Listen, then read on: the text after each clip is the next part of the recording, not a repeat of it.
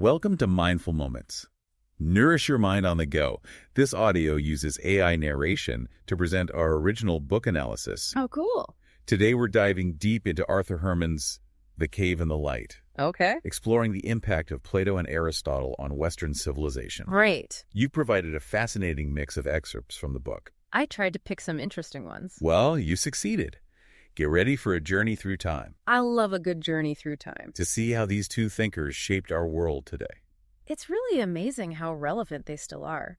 Herman uses these historical moments like Raphael's visit to Rome to illustrate the clash between Plato and Aristotle. So a trip to Rome in the 1500s can help me understand the world today. Think about it. Europe was emerging from the Middle Ages. Dominated by religious dogma, right? Exactly.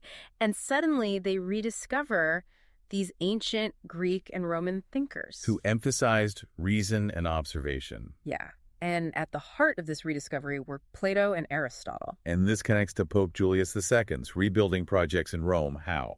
Pope Julius was obsessed with the grandeur of ancient Rome. Both physically and intellectually, right? Yes. His rebuilding projects, like the new St. Peter's Basilica, were a way to reconnect with that classical past. A visual representation of the revival of classical ideas. Exactly. It's all there in the book. Okay, let's dig into the ideas.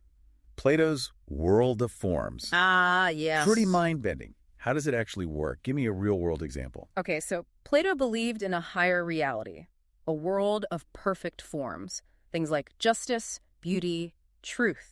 And we only experience imperfect copies of these forms. Right. Think of a sunset. Beautiful, right? Sure. But for Plato, that sunset is just a shadow of the true form of beauty, which exists in this higher realm. He uses the allegory of the cave to illustrate this. Exactly. Imagine prisoners chained in a cave. All they see are shadows on the wall. And they think those shadows are reality. Right. Plato's saying we're like those prisoners, trapped in the physical world, mistaking our limited perceptions for reality. So how do we access these forms? Through reason. Plato believed reason, not our senses, helps us understand true reality. So it's about thinking beyond our physical experience. Exactly. Using our minds to reach a higher understanding. Okay, and where does the soul fit in? The soul is our true essence for Plato. It's immortal, and it wants to escape this material world to reach the realm of forms. And Socrates is a good example of this. Absolutely. He lived his philosophy, even faced death for it. The book mentions he rarely left Athens, but his influence spread far and wide. Why? Because his student Plato wrote everything down, which just goes to show the power of teaching and dialogue. Fascinating. Okay, let's shift gears to Aristotle. He embraces the material world. What does that mean? Well, unlike Plato, Aristotle believed true knowledge comes from observing the world around us. He was a scientist at heart. Dissecting frogs and all that? Literally. He dissected all kinds of things, studied the natural world, always questioning assumptions. He believed in understanding the form and function of things. Yes. To get real knowledge. He was like, hold on, Plato. Let's dissect a frog before we talk about perfect frogness. Love that. So how about a concrete example? His work on politics. Perfect example.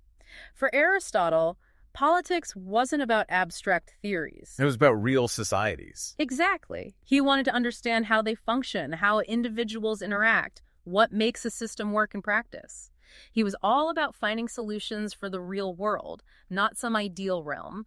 He even studied different forms of government to see their strengths and weaknesses. Like democracy versus monarchy. Exactly. It's this contrast between Plato and Aristotle that drives the whole book. Okay, but these ideas came from ancient Greece. How did they travel through time, influence different cultures? Oh, Herman takes us on quite a journey. First stop, ancient Rome. Makes sense? Yeah, Roman thinkers like Cicero tried to blend Greek philosophy with Roman pragmatism. Had to make it work for building an empire, right? Exactly. They needed something practical for governing all those people. So were they Team Plato or Team Aristotle? They tried to balance it, but leaned towards Aristotle's practical approach.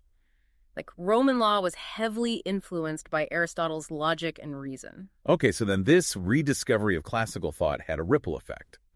And not just art and beauty, but religion too, right? The Reformation. Right. The printing press was huge, E.E. Changed everything. It did. Suddenly, books were everywhere. The Bible, classical thinkers. Knowledge wasn't just for the elite anymore. Pretty threatening for those in power, I imagine. It was. People could read the Bible themselves, challenge the church's authority. That's where Martin Luther comes in. Yeah, he was a key figure. He argued that Aristotle had led the church astray from its core beliefs. Interesting. But didn't some people push back against Plato, too, during the Reformation? Like, his focus on the soul was a little too out there? There was tension there, yeah. But you also had figures like Erasmus of Rotterdam. He wanted a more humanistic approach to Christianity, one that focused on individual conscience, free will. So these debates about the individual authority faith, they were all influenced by Plato and Aristotle. Absolutely. And that tension between faith and reason, it really explodes during the scientific revolution and the Enlightenment. Oh, yeah. That's where things get interesting. Right. You have thinkers like Galileo making these groundbreaking observations, and they challenge the whole Aristotelian worldview. Didn't he get in trouble for that? For questioning the accepted view of the universe? Big time trouble. But his observations, using the telescope, provided evidence that contradicted Aristotle. It was a huge turning point for science, a shift towards empirical observation, a willingness to question authority even on scientific matters. So reason and observation were in. Did that affect political thought too? It did. Thinkers like John Locke used reason and this concept of natural law to argue for individual rights. Limited government. They believed the state couldn't violate your inherent rights. That's familiar, right? Okay. These ideas would influence revolutions in America and France. The development of democracy. Right. And Herman's book doesn't just give you the facts. He tells these great stories, you know? He shows how these philosophical debates had real consequences, shaped history. Love that. Okay, so then we move into Romanticism, which seems like a reaction against the Enlightenment emphasis on reason. Where do Plato and Aristotle fit in here? Romanticism was a complex movement, but one key feature was this focus on emotion, intuition, the sublime. The Romantic poets, they were all about the power of nature, emotional experience. Exactly. They wanted something more than just cold, hard reason. So they went back to Plato. In a sense, yes. They were inspired by Plato's idea of the soul yearning for something higher. They saw in Plato an acknowledgement of the power of emotion, a way to access truths beyond reason. But Romantics were also into revolution, right? They were. But Herman points out the dangers of too much idealism. He uses the French Revolution as an example, influenced by Rousseau and the general will. It shows how idealistic ideas can go wrong when taken too far. Good point. Makes you think. Yeah. So as we head into the modern world, what happens to the legacies of Plato and Aristotle? Well, we're at a crossroads. We have Darwin's theory of evolution, quantum physics, all these scientific discoveries that challenge traditional views of the world.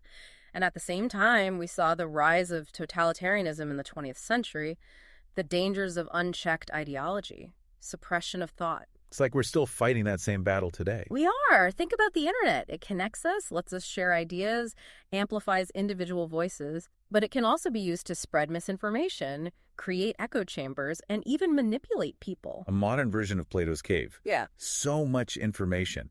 But how do we know what's real? Exactly. We have to think critically, question everything, engage in dialogue and debate. Herman's book gives us the tools to understand these big philosophical questions and how they shape our world. It feels like Herman is telling us to keep having this conversation, to really think about how these ideas are still with us, not just in the history books, but in how we live our lives every day. Yeah, I think that's right. It's like he's saying, hey, don't just read this book and put it away. These are living ideas. They're still shaping us.